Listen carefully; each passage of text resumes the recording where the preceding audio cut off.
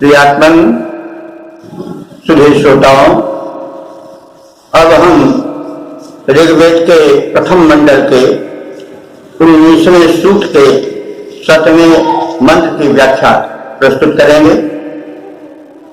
इस मंत्र का छंद है गायत्री और ऋषि है मेधातिथि काल तथा देवता है अग्नि और मरुद्गण। शीर्षक इसका है बलशाली मरुत और ऊर्जस्वल अग्निदेव। मंत्र इसका है या ईं खयन्ति ओम या ईं खयन्ति पर्वतान् तिरा समुद्रमर्णवम् मरुद्भिरग्नयागहि। शब्दार्थ देखें, या ईं खयन्ति, तो यह शब्द है ये होगा, ये माने जो, या इसमें है का चंद के कारण ये का यह हो गया है, क्योंकि आगे उसके स्वर है ई। जब स्वर आ जाता है तो मात्रा का लोप हो जाता है। तो ये ईं खयन्ति ये विशेषण बनकर आया है किसका? मरुद्गण का। जो मरुद्गण इतने बलशाली हैं कि पर्वतान ईं खयन्ति, पर्वत तुल्य मेघों को हिलाकर उखाड़ फेंकते हैं। तो पर्वत शब्द यद्यपि पहाड़ के लिए आता है, लेकिन शायद आदि में और भी स्थानों पर पर्वत जो है वो मेघ के लिए भी प्रयुक्त होता है। हमारे यहां हर शब्द सार्थक होता है, निरर्थक नहीं। पर्वत का अर्थ होता है पर्व माने जैसे गांठ या चढ़ावता वाला पर्व। तो जो पहाड़ होते हैं वो भी पर्वयुक्त होते हैं, गांठ होती है, मतलब इधर ऐसे उठे फिर उधर उठे फिर बीच में गए कहा ऐसे उनका प्रारूप होता है। और बादलों को भी हम देखें तो बहुत सघन नहीं रहते हैं, जो वो भी पर्वत पर दलपट दिखाई देते हैं। और यहां जो वर्णन हो रहा है वो मेरे विचार से वर्षा के अंत के बाद के जो क्वार के महीने में मेघ होते हैं और तर उन पर एक पट पर पट रहती है और उनको पवन उड़ाता चलता है, बड़े जोर से भागते चलते हैं, तो वो दृश्य ज्यादा सामने आता है। तो मरुतों की बलशालिता का, पराक्रम का बोधन प्रमुख रूप से इसमें है। ये मरुता है, जो मरुदगण इतने बलशाली हैं कि ईं खयन्ति पर्वतान, पर्वत तुल्य विशाल मेघों को, बादलों को उखाड़ देते हैं, चलायमान कर देते हैं।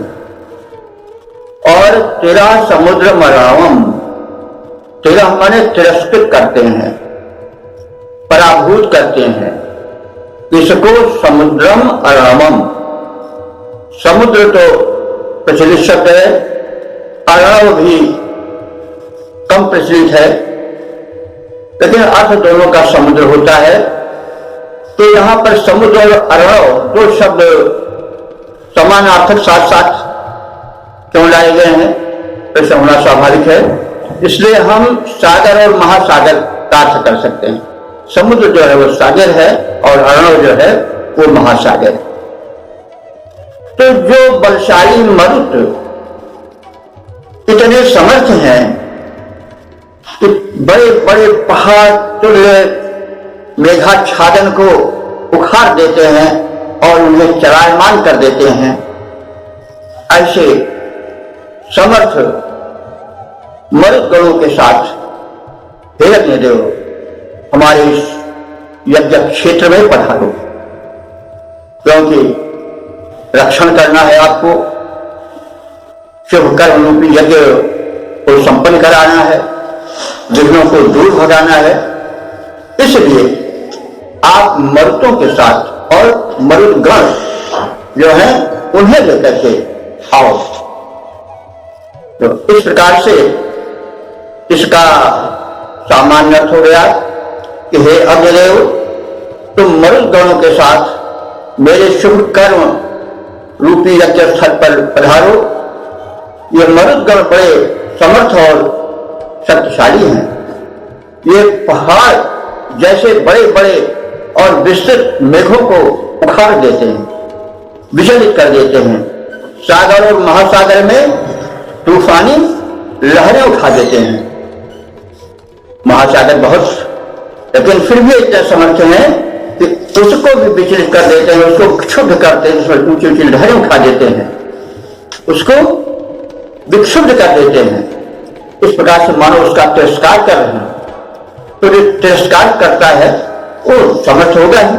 तो यहाँ पर उनके किसी उपद्रवी रूप का नहीं चित्रण है, बल्कि उनके शक्ति बोधन का प्रयत्न है। यानी वे इतने समर्थ हैं कि ताल तड़िया को छोड़िए, नदी झरनों को छोड़िए, वे तो महासागर को भी अपने बल से तिरस्कृत कर देते हैं। तो इसमें बल के प्राबल्य का प्रदर्शन किया गया है। कोई उनके जो है वो प्रचंड उपद्रवी रूप का नहीं चित्रण। तो इस प्रकार से हे ऊर्जस्वर अग्निदेव, आप परम पराक्रमी मरुदगणों को अपने साथ में लाओ। उनकी विशेषता यह है कि वो पर्वत तुल्य बड़े बड़े मेघ खंडों को उखाड़कर आकाश में चलायमान करते रहते हैं और सागर और महासागरों को भी तरंगित कर देते हैं, उन्हें अशांत कर देते हैं, विक्षुब्ध कर देते हैं, उनमें सुनामी ऐसी स्थिति पैदा करते हैं। इस प्रकार से इन समर्थों के साथ आप आओ और हमारे इस कर्मयज्ञ के संरक्षण में तत्पर हो जाओ, हमारे सहायक बन जाओ। आपके सहायता की आवश्यकता है। तो इस प्रकार से इन समर्थ देवों के शक्ति बोधन के पश्चात उसका छंदोबद्ध रूप देखना आवश्यक है और शक्ति बोधन परम आवश्यक होता है। शक्ति बोधन से शक्तिमान में शक्ति का अधिक प्रवाह हो जाता है। किसी को उसके पराक्रम की याद दिला दीजिए तो उसका सुप्त पराक्रम जग जाता है। तो हनुमान जी देखिए बड़े शिक्षित पड़े थे, लेकिन जब जामुन ने कहा कि काचुप साजे रहा बलवाना, पवन तने बल पवन समाना, तब सुनत नहीं भय पर्वताकारा।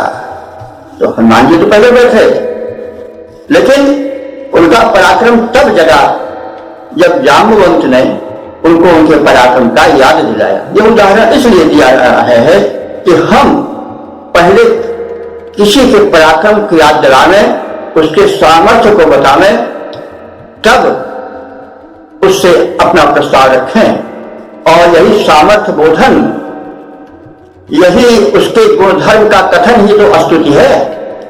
कोई भी देव हो, जब हम उसकी स्तुति करते हैं कि भगवान को नहीं जानत है जग में, तब संकट मोचन नाम तिहारो। जहां कुछ देवी की क्या देवी सर्वभूतेषु शक्ति रूपेण संस्था, नमस्तस्यै नमस्तस्यै नमस्तस्यै नमो नमः, या कोई भी कहते हैं तो फिर पहले चाहे सूर्य का स्तवन हो, चाहे जिसका हो, तो पहले उसके गुण, उसके बल, उसके स्वभाव और उसकी शक्ति का अवबोधन और उद्बोधन किया जाता है।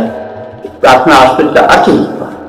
तो इसलिए इस मंत्र में पराक्रमी देवों के पराक्रम का बोधन करके अपने संरक्षण के लिए उनसे प्रार्थना की गई है। इसका छंदोबद्ध रूप हम इस प्रकार से देख सकते हैं। इन मरुद गणों के संग संग हे अग्निदेव तुम आ जाओ।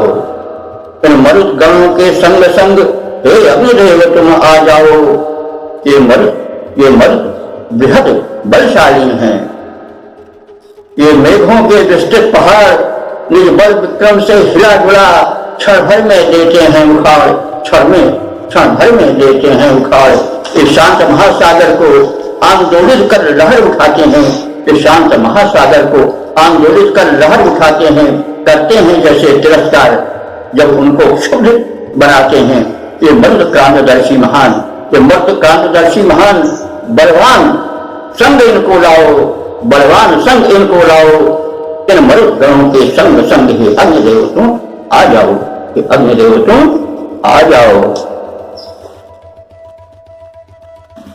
प्रियात्मन, सुधी श्रोताओं, वेद प्रेमियों, अब हम ऋग्वेद के प्रथम मंडल के 19वें सूक्त के 8वें मंत्र की व्याख्या प्रस्तुत करेंगे।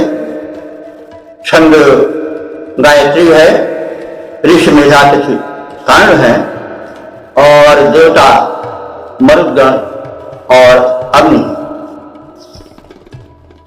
शीर्षक है कि प्रचंड बलशाली मरुद्गण और ऊर्जस्वल अग्निदेव। तो अब इनके प्रचंड पौरुष को, पराक्रम को, बलशालिता को देखा जाएगा मंत्र में। प्रथम मंत्र पाठ कर लें। ओम आये तन्वन्ति रश्मिभिर्स्थिरः समुद्रमोजसा मरुद्भिरग्नयादहि। आये तन्वन्ति, ये तन्वन्ति जो फैल जाते हैं, तन माने विस्तार, ये माने जो फैल जाते हैं। कैसे फैल जाते हैं? रश्मिभिः, रश्मिभिः माने सूर्य की प्रचंड किरणों से। तो ये तन्वन्ति रश्मिभिः जो कि सूर्य के प्रचंड किरणों के ताप से फैल जाते हैं। और ओजसा समुद्रम तिरः, और अपने प्रचंड पराक्रम से समुद्र का तिरस्कार करते हैं। तो ऐसे मरुद भी प्रचंड पराक्रमी मरुदों के साथ, हे अग्निदेव तुम आ जाओ यज्ञ स्थल पर। तो ये तो सामान्य शब्दार्थ हुआ। अब इसमें छिपे हुए गूढ़ अर्थ की और इसमें वैज्ञानिकता की भी परख की जाएगी शब्दों के आधार पर। तो ये तन्वन्ति रश्मिभिः, सूर्य के प्रचंड किरणों के ताप से ये तन्वंत बने फैल जाते हैं। हम जानते हैं कि सूर्य की किरणें जब तप्त होकर के पड़ती हैं तो पवन जो है वो, मरुद जो है वो फैल जाते हैं। हर चीज जब ताप पाती है तो वो फैल जाती है, उसका जो घनापन होता है वो फैल जाता है, द्रवित हो जाता है। तो जो पवन काफी तीव्र प्रकाश से खौल कर या उससे उद्विग्न होकर के ऊपर उठ जाती है, संतप्त होकर के, तप्त होकर के जब पवन ऊपर उठती है, हवा ऊपर उठती है, तो वैज्ञानिक तथ्य है कि हवा जो है जब प्रचंड ताप होता है तो ऊपर उठती है। तो ऊपर उठती है तो क्या होता है, अगल बगल चारों तरफ का जो वायुमंडल है उस जो रिक्ति को, उस खाली स्थान को भरने के लिए गतिशील हो जाता है, दौड़ पड़ता है। तो क्या होता है कि एक आंधी, एक तूफान पैदा हो जाता है। तो हम इसीलिए देखते हैं गर्मी में ज्यादा नहीं जाती, क्योंकि सूर्य का ताप पड़ा, एक स्थान का जो वायुमंडल था वो तप्त होकर के ऊपर था, तो वो जो गैप हो गया, रिक्त हो गई, उसको भरने के लिए हवा बगल से दौड़ी, तो एक वेग हुआ, उस वेग से बड़े जोर से एक आंधी सी बन गई। तो समुद्र तो बहुत व्यापक है, वहां कोई अवरोध भी नहीं वृक्षादि का, इसलिए वहां जब यह स्थिति आती है कि वहां का जो वायुमंडल है वो जब उत्तप्त हो जाता है सूर्य की रश्मियों से, अग्नि उसको बिल्कुल ताप से तापित कर देती है, तो उस रिक्त स्थान को गैप को भरने के लिए एक विचित्र आंधी उठती है। उसको आज चक्रवात कहा जाता है और उसको हम साइक्लोन भी कह लेते हैं अंग्रेजी में। तो कहने का मतलब इस साइक्लोन के जन्मदाता कौन है? अग्नि और मरुदेव है। तो अग्नि जो देवों का अग्निपिंड है वो सूर्य है, तो वो भी अग्नि का ही एक रूप है। तो वो संतप्त करता है वायु को, तो वायु में एक ऊर्जा उत्पन्न होती है, ऊपर उठती है और उस बैग को भरने के लिए जो स्थिति आती है वो साइक्लोन वाली स्थिति, चक्रवात वाली स्थिति जाती है। तो इस प्रकार से हम कह सकते हैं कि हमारे ऋषि जो थे वो बड़े वैज्ञानिक थे। उनको ये बोध था कि चक्रवात क्यों आता है, तो साइक्लोन क्यों होता है, चक्रवात क्यों आता है, अंधड़ क्यों आता है, तूफान क्यों आता है, इसकी वैज्ञानिक पहुंच या साइंटिफिक अप्रोच हमारी ऋषिमुनियों ने बहुत पहले कर दिया। उसी की अभिव्यक्ति यहां पर है। तो क्या कहा जा रहा है कि ये जो मरुदगण है ये परम शक्तिशाली है। ये जब सूर्य की रश्मियों से उत्तप्त हो जाते हैं तो ऊर्ध्वगामी होते हैं और परिणाम यह होता है कि एक चक्रवात उत्पन्न हो जाता है और उसका क्या परिणाम होता है कि ओजसा माने उनकी शक्ति से समुद्र तिरस्कृत हो जाता है। तो कोई शांत बैठा हो, उसको कोई बड़े जोर से धक्का दे तो विक्षुब्ध होगा ही, तो तिरस्कृत होगा ही। तो यहाँ पर तिरस्कृत होने का मतलब ये नहीं है कि कोई उपद्रवी है मर्द और वो समुद्र को बिना मंत्र को परेशान करेंगे ही। वो एक प्राकृतिक प्रक्रिया है, उसका भी कोई वैज्ञानिक लाभ होगा, उसे कोई चीज से निष्प्रयोजन नहीं होती। इसलिए ये है प्रचंड पौरुष को बताने के लिए बात कही जाती है कि आप इतने समर्थ हो कि आप ये कर सकते हो, ये कर सकते हो। तो ये हमारे जो मरुदगण हैं जिनमें कि अनेक प्रकार के पवन का, अनेक प्रकार की वायु का या मतलब गैसेस का समावेश रहता है, इसलिए वो गण हैं। तो वे अपने प्रचंड रूप में जब आते हैं तो क्या करते हैं कि समुद्र के जल में चक्रवात पैदा कर देते हैं और इस प्रकार से मानो उनको क्षुब्ध करके तिरस्कृत से कर रहे हैं। तो ऐसे परम शक्तिशाली मरुदगणों के साथ हे अग्निदेव तुम ऊर्जस्वर हो, आओ और हमारे इस कर्म यज्ञ को सफल बनाओ। तो सामान्य रूप से एक बात देख रहे हैं, जो मरुद सूर्य की किरणों के ताप से फैल जाते हैं और तीव्रता से गतिमान हो जाते हैं और अपनी ऊर्जा से वे समुद्र में तूफानी लहरें उठाने लग जाते हैं, उनको क्षुब्ध कर मानो उनका तिरस्कार कर रहे हों, ऐसे मरुदगणों के साथ हे ऊर्जा स्वरूप अग्निदेव तुम हमारी उस यज्ञ स्थल पर आ जाओ। तो इसका छंदोबद्ध रूप इस प्रकार से देखा जा सकता है, इन मरुदगणों के संग संग हे अग्निदेव तुम आ जाओ। ये मरुद प्रभाकर कर द्वारा, ये मरुद प्रभाकर कर द्वारा उत्तप्त प्रवाही बन फैले, सागर में भरे उछाल प्रबल लहरों से हाथ मिला खेले, कर देते उलट उलट भारी निज और तेज निज ऊर्जा से कर देते उलट पलट भारी, सागर को करे तिरस्कृत यों लहरें भरकर प्रलयंकारी, इन शूरवीर बलवान मरुदगण को निसंग यहाँ लाओ। इन मरुदगणों के संग संग हे अग्निदेव तुम आ जाओ, अग्निदेव तुम आ जाओ।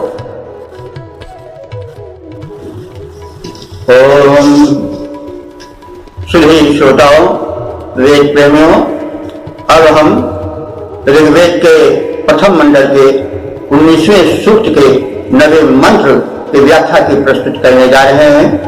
इस मंत्र का जो छंद है वो गायत्री है, इसके ऋषि मेधातिथि कारण है और देवता जो है वो अग्नि और मरुदगण है। तो शीर्षक है इसका कि मरुदगण और अग्निदेव सोमपानार्थ पधारे। मंत्र इस प्रकार से है, अहित्वा पूर्वपीतये सृजामि सौम्यं मधु मरुद्भिरग्नयादहि। पहले शब्दार्थ देखें।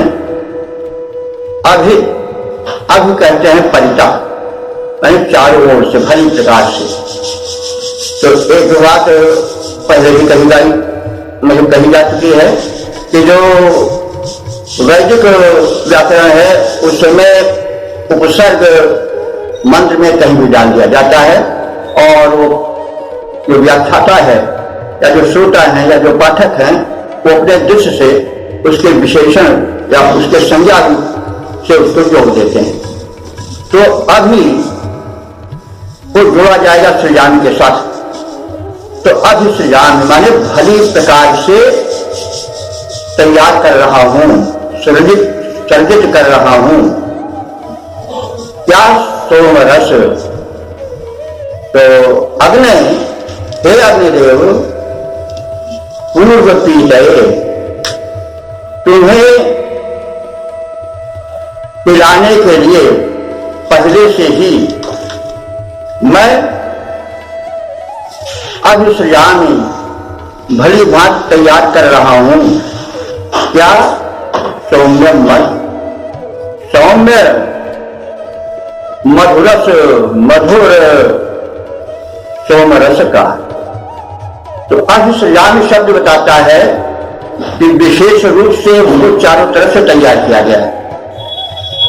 तो जो सोम है वो सोम बल्ली से निकाला जाता है, कूटा जाता है, फिर बूंद बूंद टपकाया जाता है ताकि वो पूर्ण रूप से परिष्कृत हो सके। और फिर उसके पश्चात उसमें दही या दुग्ध कुछ इस प्रकार से भी सम्मिश्रण किया जाता है, तब वो दिव्य पेय बन पाता है।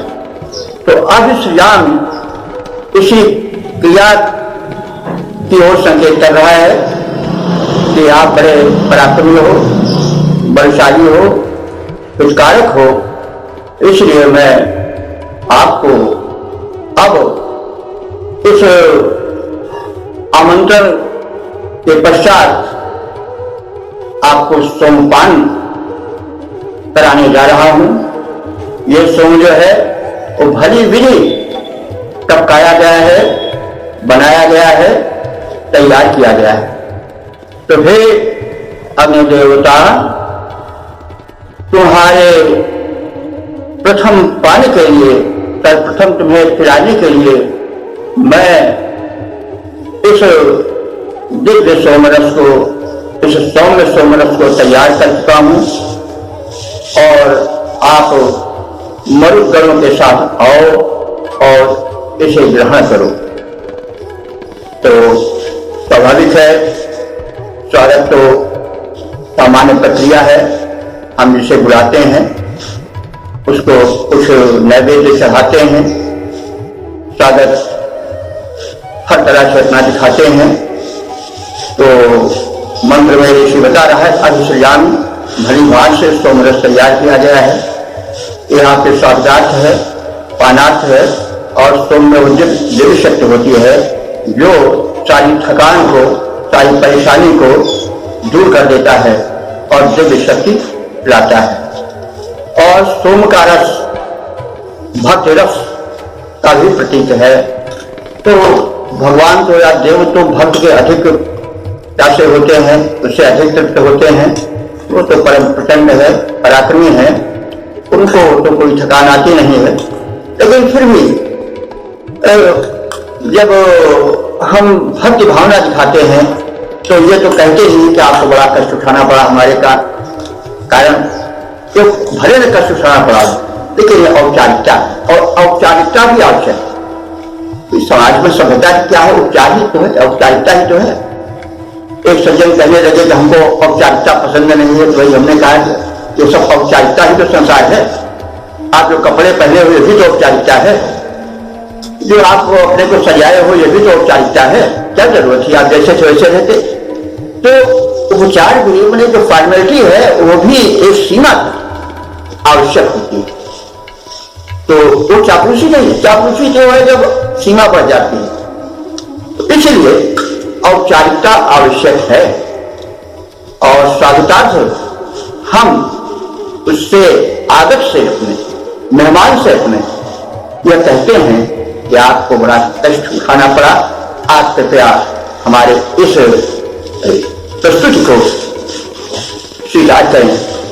तो वही बात यहाँ पर भी है कि हे अग्निदेव, आप मरुत गणों के साथ आओ, आ जाने के पश्चात अपने परम पराक्रम से हमें संपन्न करो, हमें सुरक्षित करो।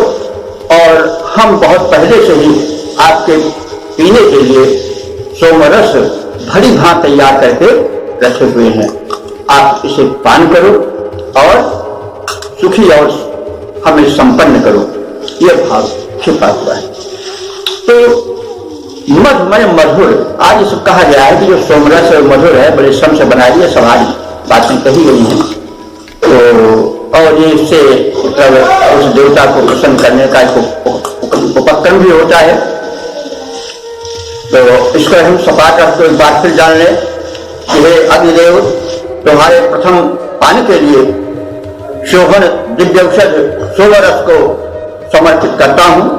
वो बड़े यत्न से बड़े विधि पूर्वक बनाया गया है। तुम मरुतों के साथ आओ, मरुतगण शूरवीर और सैनिक गुणों से भरपूर हैं, वे राष्ट्र की रक्षा करने में समर्थ हैं, उनकी आवश्यकता है राष्ट्र के लिए भी और हमारे विशिष्ट शुभ कर्म यज्ञ के लिए भी।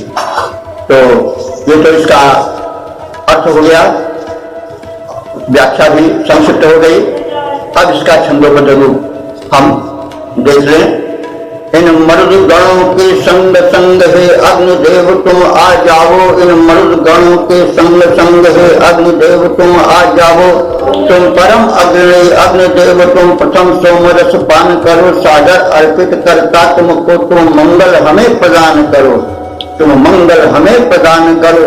सैनिक गुण से भरपूर मरुदगण शूरवीर बलवान बड़े, सैनिक गुण से भरपूर मरुदगण शूरवीर बलवान बड़े, सक्षम है द्रुत गति शील दृप्त संरक्षक देव महान बड़े। ये राष्ट्र सुरक्षा में तत्पर, ये राष्ट्र सुरक्षा में तत्पर, इनको निज संग संग लाओ, इनको निज संग संग लाओ। हे मरुद, हे अग्निदेव, इन मरुद गणों के संग संग तुम आ जाओ, हे अग्निदेव तुम आ जाओ, हे अग्निदेव तुम आ जाओ। बंधुओं, अब हम इस सूक्त के सार को भी समझ लें। इस सूक्त में 9 मंत्र हैं। 9 मंत्र साथ साथ आने वाले शक्तिशाली मरुदगण को और ऊर्जास्वल अग्निदेव को प्रस्तुत किया गया है। अग्नि आवाहक हैं, इसलिए उनसे अनुरोध किया गया है कि वे मरुदगणों को साथ लावें। दोनों शक्ति संपन्न हैं, दोनों संरक्षण में सफल हैं। अग्नि ऊर्जा है और जो दिव्य शक्तिशाली मरुदगण हैं वो भी सैनिक गुण से भरपूर हैं। तो इस समय उनके गुण वैभव का, उनके परम प्रचंड पराक्रम का चित्रण है। अब ये जो है और जो मरुदगण हैं ये मिलकर के शिष्य में ऊर्जा का संचार करते हैं, शिष्य में जीवन का भी संचार करते हैं।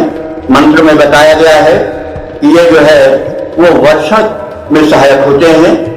जो अग्निदेव हैं वो सूर्य रूप में ताप उत्पन्न करके वाष्पित करते हैं समुद्र के जल को, और जो मरुदगण हैं उस समुद्र के जल को उठा करके मानसूनी पवन के रूप में वर्षण कराते हैं। जहां जल नहीं है वहां भी जल ले जाते हैं और धरती में एक संतुलन स्थापित करते हैं।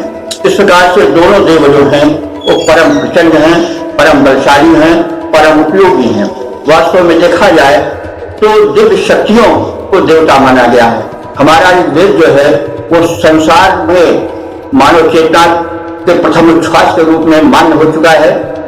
सबसे पहले हमारे ऋषियों ने ही अपने दिव्य दृष्टि से देखा यह सृष्टि एक नियम से चल रही है, इसका नियामक कोई है, और नियामक एक प्रधान होता है लेकिन उसके सहायक तमाम होते हैं, जैसे हम प्रशासन, शासन प्रशासन में देखते हैं।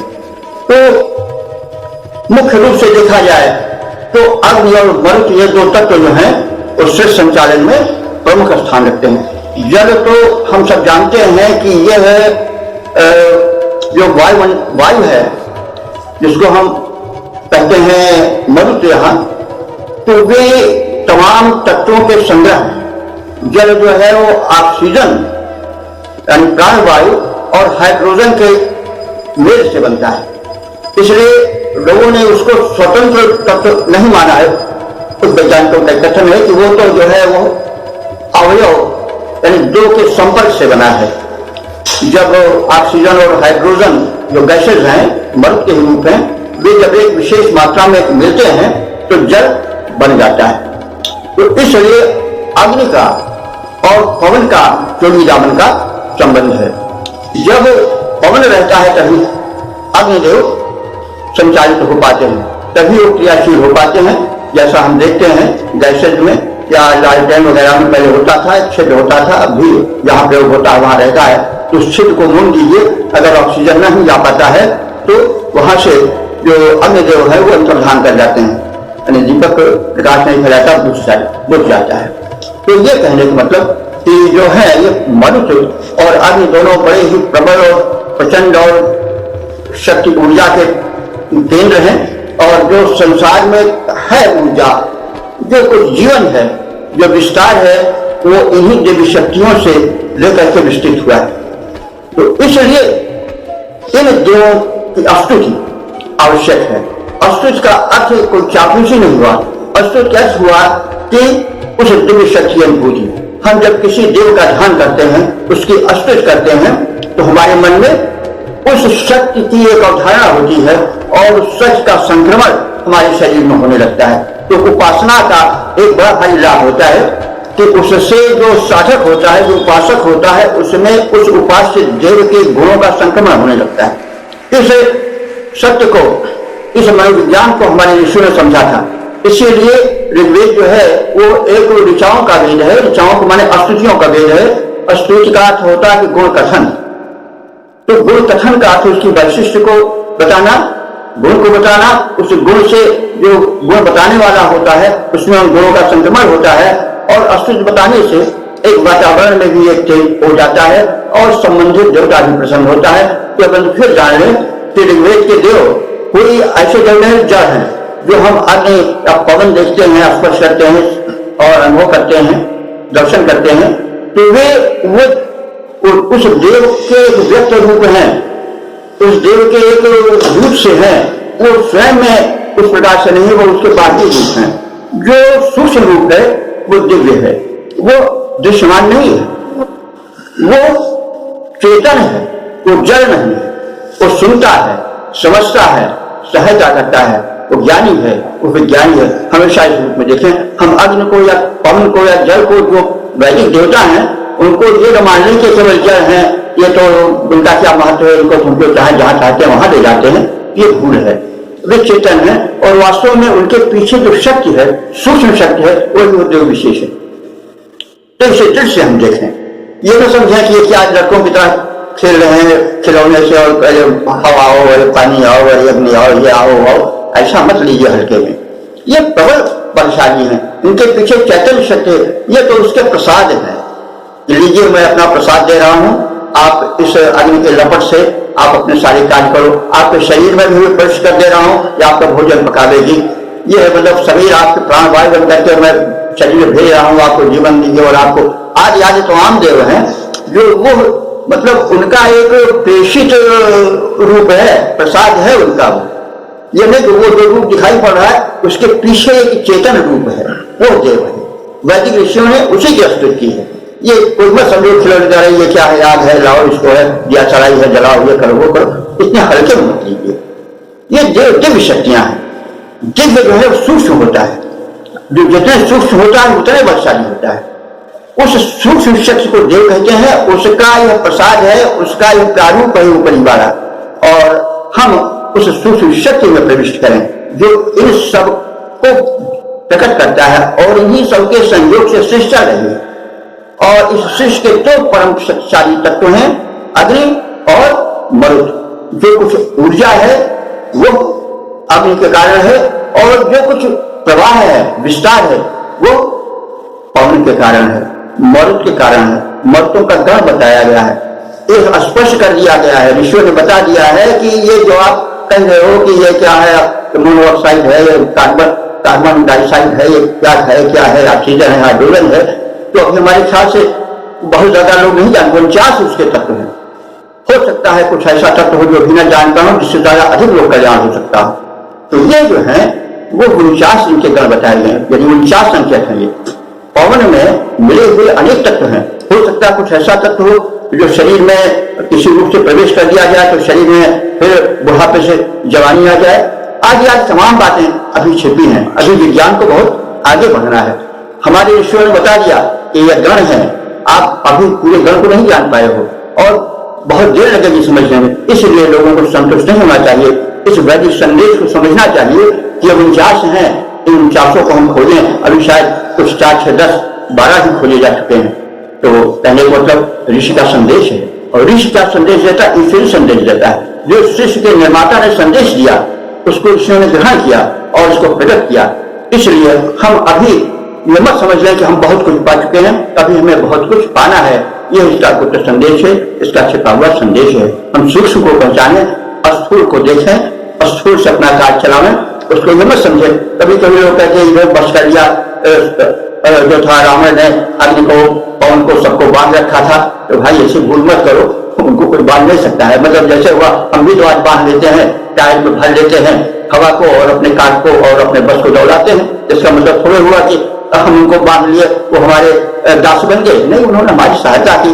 प्रभु कार्य जब याद बंधावा, हनुमान जी ने कहा नहीं तुलसीदास जी ने, भाई प्रभु कार्य जब याद बंधावा, उनको कोई बांध नहीं सकता। तो मरुत नंदन है, वो तो मारुत के अवतार है, शिव का रुद्र रूप अवतार है, उनको कोई बांध क्या सकेंगे। लेकिन हम प्रभु कार्य जगत आप बंधावा। तो प्रभु का कार्य क्या है? इस सृष्टि का कल्याण, परोपकार। तो इसलिए भाई प्रभु कार्य से, ये परमात्मा के संदेश, परम शक्ति के संदेश से अपने को बना लेते हैं। जल, पवन, अग्नि, ये कहीं बंधे पड़े आपके रसोईया में, तो समझिए कि हमारे रसोईया है अग्निदेव। अरे वो जब जो है वो बहुत बड़े हैं। तो मतलब ये संदेश है, जो वैदिक मान्यता की सूक्ष्मता है, इसको समझना चाहिए और वेद मंत्रों से विश्व का कल्याण करना चाहिए, वेद मंत्र का प्रचार प्रसार करना चाहिए। सबसे बड़ा विज्ञान है ये।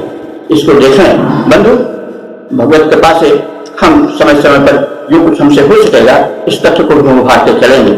आप सुधी हैं, आप वेद प्रेमी हैं, समझें और इस बीज का और अधिक विस्तार करें, तो मानो कल्याणार्थ है वेद। इसमें दो मत नहीं है।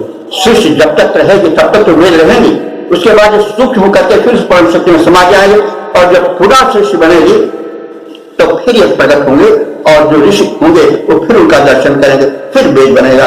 वेद जो है अनश्वर है। तो इस प्रकार से हम जान करके वेदांत समझें।